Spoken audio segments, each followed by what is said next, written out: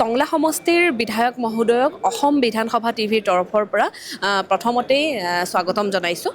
টংলা সমষ্টিটোক লৈ তেখেতৰ কেনেকুৱা ধৰণৰ পৰিকল্পনা আছে আৰু ইতিমধ্যেই ষষ্ঠদশ অসম বিধানসভাত গৃহীত হৈছে, বাজেটখন গৃহীত হৈছে, তেখেতৰ পৰা এই সম্পৰ্কে কিছু কথা জানিব পাৰিম। প্ৰথমতেই অসম বিধানসভা টিভিলৈ আপোনাক স্বাগতম জনাইছোঁ। নিজৰ সমষ্টিটোক লৈ আপোনাৰ কেনেকুৱা ধৰণৰ পৰিকল্পনা আছে? যিহেতু প্ৰথমবাৰৰ বাবে বিধায়ক হৈ আহিছে, কি সপোন আছে সমষ্টিটোক লৈ, কেনেকুৱা ধৰণৰ কাম কৰাৰ পৰিকল্পনা আছে? ধন্যবাদ জ্ঞাপন কৰিছোঁ। টংলা সমষ্টি ডিলিমিটেশ্যনৰ পিছত নতুনকৈ সৃষ্টি হোৱা এটা সমষ্টি, আৰু এই সমষ্টিটোক লৈ আমাৰ বহুত পৰিকল্পনা আছে, আৰু ইতিমধ্যে আমি সেই পৰিকল্পনাৰ আওতাত ধৰি লৈ বহুখিনি কাম আৰম্ভও কৰিছোঁ। আৰু যিখিনি আমাৰ আচলতে আন্তঃগাঁথনিৰ উন্নয়নৰ কাম আছে, আন্তঃগাঁথনিৰ উন্নয়নখিনি আমি কৰিব লাগিব তাতে, আৰু এই ক্ষেত্ৰত আমি মুখ্যমন্ত্ৰী মহোদয়ৰ আমাৰ আশীৰ্বাদ থাকিব। আৰু ইতিমধ্যে আমি দুটাকৈ ষ্টেডিয়াম, তাৰপিছত আমাৰ তাতে ষ্টেট অফ আৰ্ট অডিটৰিয়ামৰ কাৰণে বা অন্য ধৰণৰ যিখিনি আন্তঃগাঁথনিৰ সুবিধাৰ কাৰণে সেইখিনিৰ কাৰণে আমি ইতিমধ্যে মুখ্যমন্ত্ৰীক অৱগত কৰাইছোঁ। তেখেতে বিভাগীয় যিখিনি আমাৰ বিষয় আছে তেখেতসকলকো নিৰ্দেশনা দিছে। ইয়াৰ উপৰিও আমাৰ আচলতে শিক্ষাৰ ক্ষেত্ৰতো আমাৰ যিমানখিনি কৰণীয় আছে তাত সেইখিনি কৰি যাব লাগিব। ইতিমধ্যে আমাৰ মুখ্যমন্ত্ৰী মহোদয়ৰ আশীৰ্বাদত টংলা সমষ্টিত বহুতকেইখন স্কুল নতুনকৈ নিৰ্মাণ হৈছে, আৰু কেইখন বাকী আছে সেইখন আমি ইতিমধ্যে লিখি দিছোঁ। সেইখিনি স্কুলো হ'ব, কাৰণ আমাৰ শিক্ষাৰ পৰিৱেশ এটা গঢ়ি উঠিছে সুন্দৰকৈ।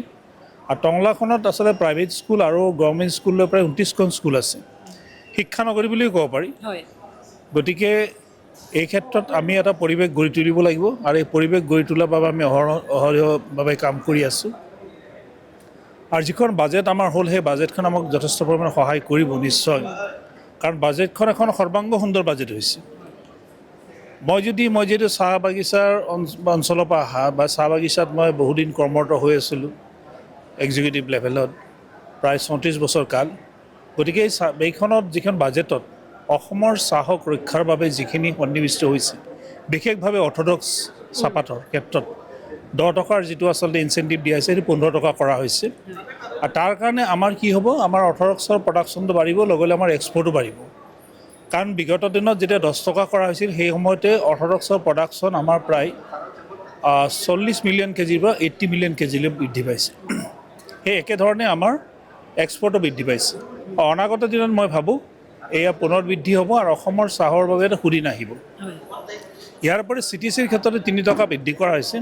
এইটো এটা খুব সুন্দৰভাৱে সংযোজন কৰা হৈছে, কাৰণ চাহৰ উৎপাদনৰ যিটো কষ্ট সেইটো আচলতে বাঢ়ি গৈ আছে। গতিকে আমি যদি ছাষ্টেইন কৰিব লাগে বা চাহ বাগিচাক জীয়াই ৰাখিব লাগে, কাৰণ এইটোৰ লগত আমাৰ এক ঐতিহ্য জীয়াই আছে, আৰু চাহে আমাৰ পৰিচয়। গতিকে মই ভাবোঁ অনাগত দিনত এই বাজেটখনে আমাক সহায় কৰিব বিভিন্ন ক্ষেত্ৰত। ইয়াৰ উপৰি বিভিন্ন ধৰণৰ ক্ষেত্ৰ আছে, গোটেই সকলো ক্ষেত্ৰ সামৰি লৈছে।